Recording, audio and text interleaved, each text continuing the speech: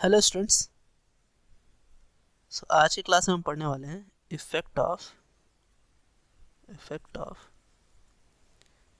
Catalyst on rate of reaction. तो देखिए क्या है इसमें, समझते हैं कि कैटालिस्ट होता क्या है, इसे कहते किसको है कैटालिस्ट। कैटालिस्ट कहने का मतलब कि वो सब्सटेंस जो रेट ऑफ रिएक्शन को अल्टर करे, लेकिन उसके अंदर रिएक्शन के बाद कोई भी परमानेंट केमिकल चेंज ना हो। मतलब कि a catalyst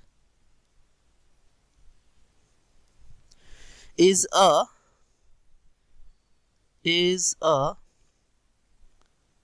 substance which alters the rate of reaction without itself undergoing any permanent change।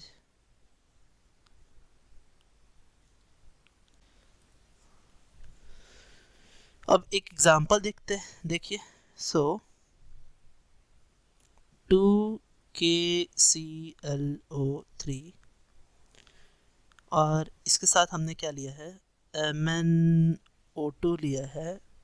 तो इस रिएक्शन का रेट बढ़ जाता है और यहाँ बनता है KCl प्लस O2 बनता है। तो कैटलिस्ट करता क्या है एक्चुअली, तो कैटलिस्ट जो करता है वो केमिकल रिएक्शन में आपके रिएक्टेंट के साथ टेम्पोररी बॉन्ड बनाता है, और वो टेम्पोररी बॉन्ड जो है वो इंटरमीडिएट के साथ कॉम्प्लेक्स जैसे होते हैं। तो इसके वजह से आपका रेट जो है वो बढ़ जाता है। सो catalyst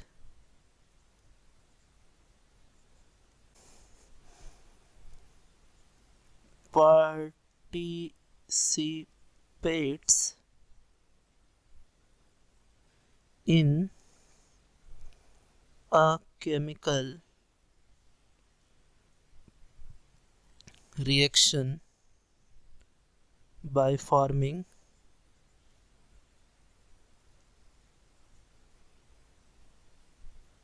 temporary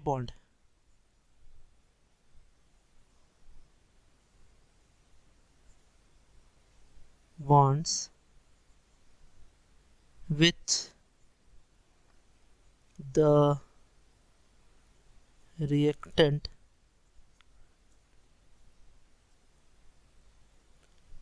resulting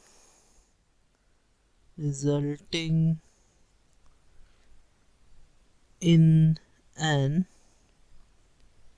intermediate complex। सो ये क्या करता है कि रिएक्टेंट के साथ पार्शियल बॉन्ड बनाता है, और वो जो पार्शियल बॉन्ड बनते हैं वो कहाँ बनते हैं, इंटरमीडिएट कॉम्प्लेक्स में बनते हैं। सो जो आपका कैटलिस्ट जो होते हैं, तो कैटलिस्ट जो है एक सब्सटेंस होता है। कैटलिस्ट जो होता है वो एक क्या होता है, आपका सब्सटेंस होता है जो किसी पर्टिकुलर रिएक्शन के लिए होता है। लेकिन जो प्रोसेस के थ्रू वो रिएक्शन के रेट को बढ़ा रहा है, सो रेट ऑफ रिएक्शन को इफेक्ट कर रहा है, उस प्रोसेस को हम बोलते हैं, process is called catalysis.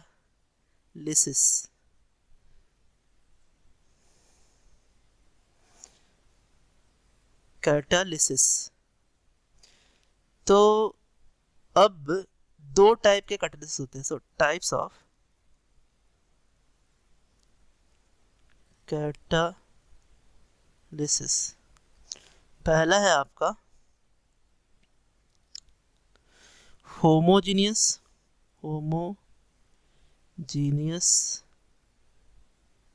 Catalysis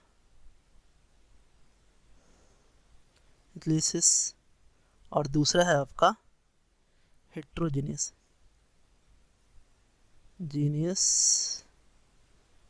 catalysis. अब हम देखते हैं कि होमोजीनियस कैटलिस्ट क्या होता है। सो homogeneous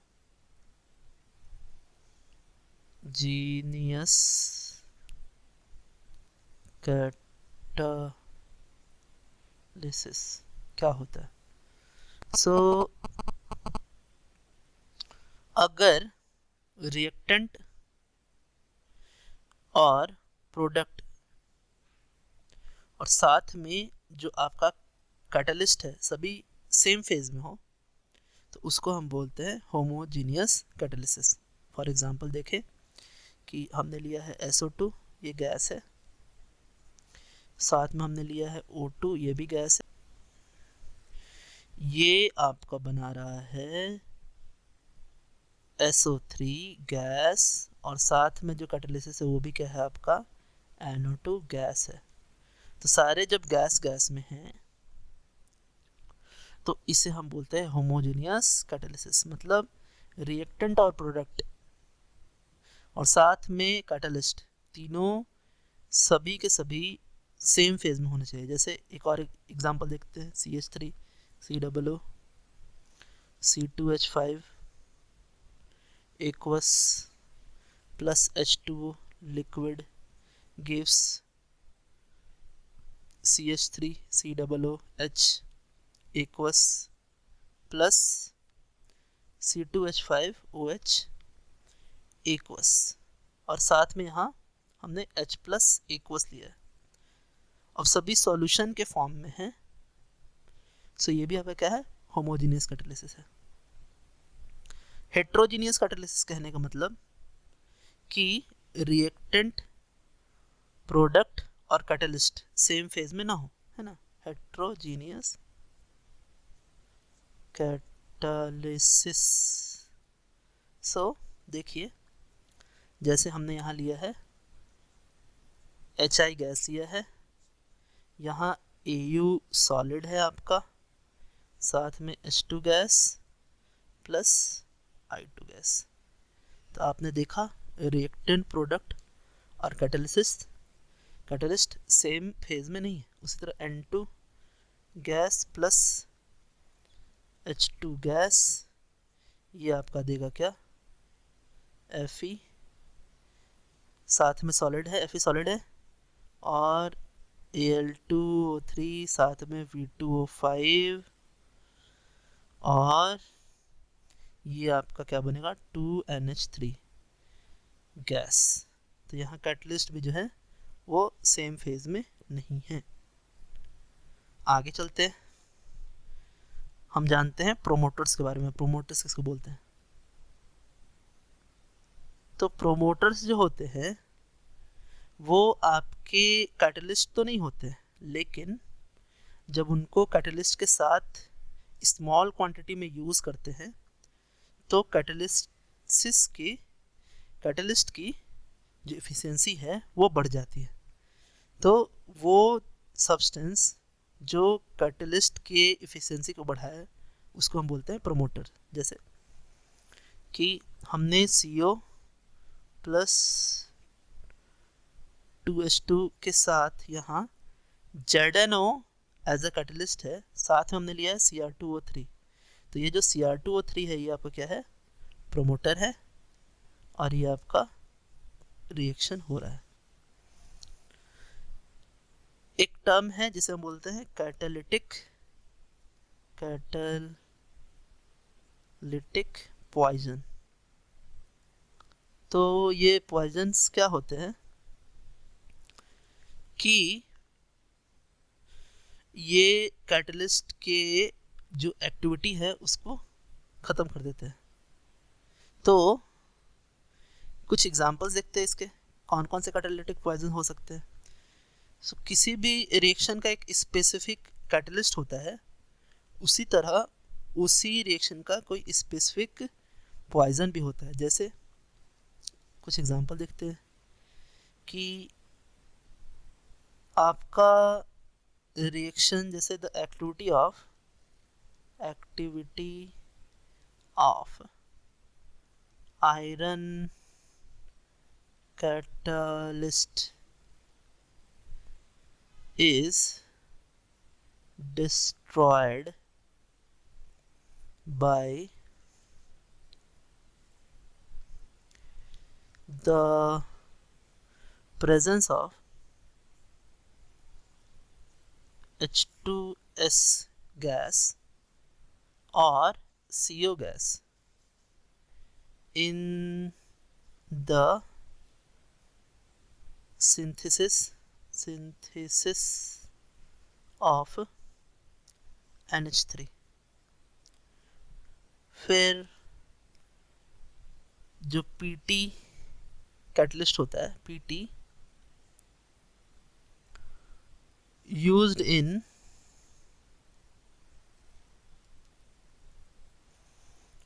oxidation of H2 poisoned by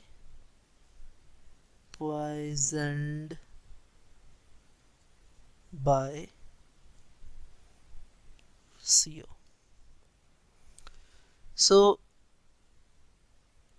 अब एक ख़ास बात और है कि किसी भी कैटलिस्ट का एक पर्टिकुलर पॉइजन होता है, उसी तरह किसी भी कैटलिस्ट का एक पर्टिकुलर टेम्परेचर रेंज होता है, और जिस टेम्परेचर रेंज पे उसकी एक्टिविटी मैक्सिमम होती है उसे हम बोलते हैं optimum temperature of that catalyst. So note करके लिखते हैं कि there is a particular temperature at which its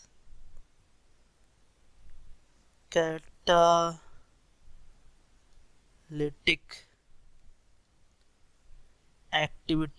activity is maximum। So this temperature is termed as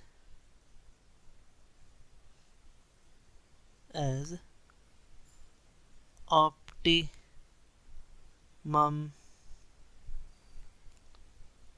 temperature।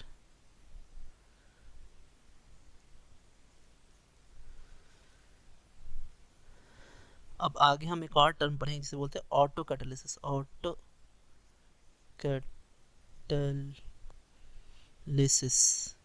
Catalysis क्या होता है? कुछ ऐसे रिएक्शन होते हैं जिनमें वन ऑफ द प्रोडक्ट जो होता है वही रिएक्शन को कैटालिसिस करता है।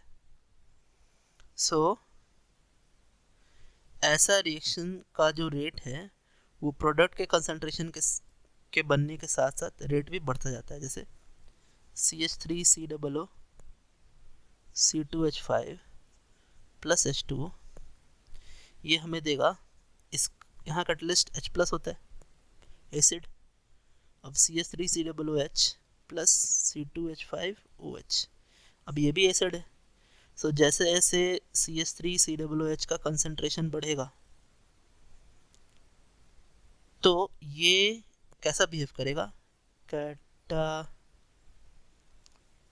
जैसा बिहेव करेगा, और ये कैटलिस्ट मतलब प्रोसेस एज अ कैटलिस्ट करेगा इसे, कैटलिसिस, और कैटलिसिस करने से रिएक्शन की रेट जो है वो बढ़ती जाएगी। अब हम कैटलिस्ट का टाइप हमने जो देखा था वहाँ पर पहले वो फेज के बेस पे देखा था, अभी हम देखेंगे कि एनर्जी, एक्टिवेशन एनर्जी के टर्म पे। सो क्लासिफिकेशन ऑफ कैटालिस्ट, पहला है आपका पॉजिटिव कैटालिस्ट,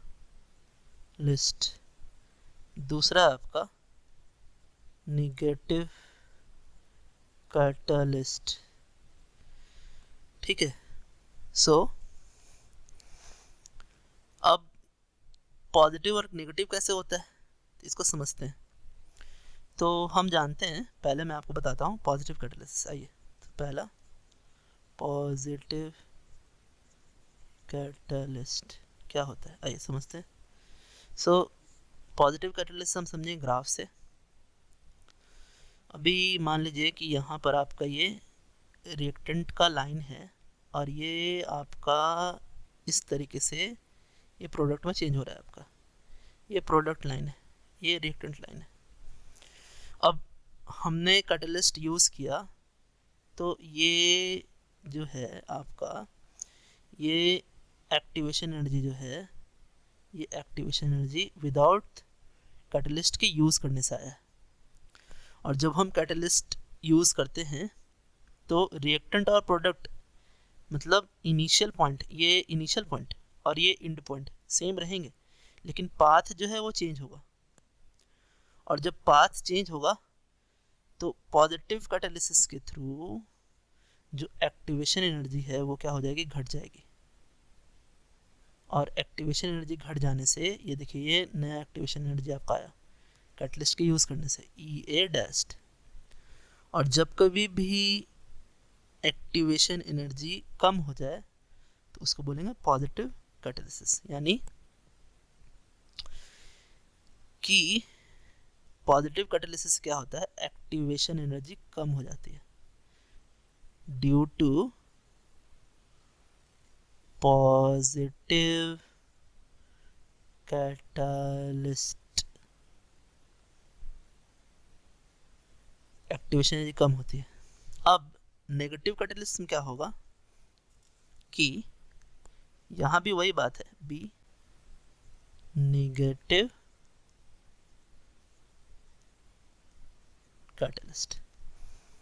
अब क्या है कि इस जगह पर आपका, अगर हम ग्राफ से समझें कि ये आपका यहाँ से रिएक्टेंट चालू हुआ, ये आपका ट्रांजिशन स्टेट यहाँ पहुँचा मैक्सिमम, और फिर ये आपका यहाँ कोई प्रोडक्ट बना रहा है, ये प्रोडक्ट है आपका प्रोडक्ट रिएक्टेंट। अब क्या होगा कि एंड पॉइंट तो इनिशियल पॉइंट और एंड पॉइंट दोनों सेम रहेंगे, लेकिन पाथ जो है वो चेंज होगा, और पाथ इस बार हायर एक्टिवेशन एनर्जी के साथ।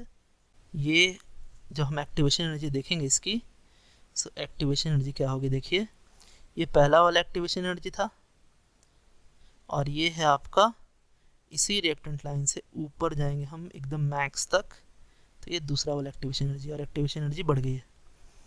सो ये आपका EA डैश्ड है और ये है आपका EA।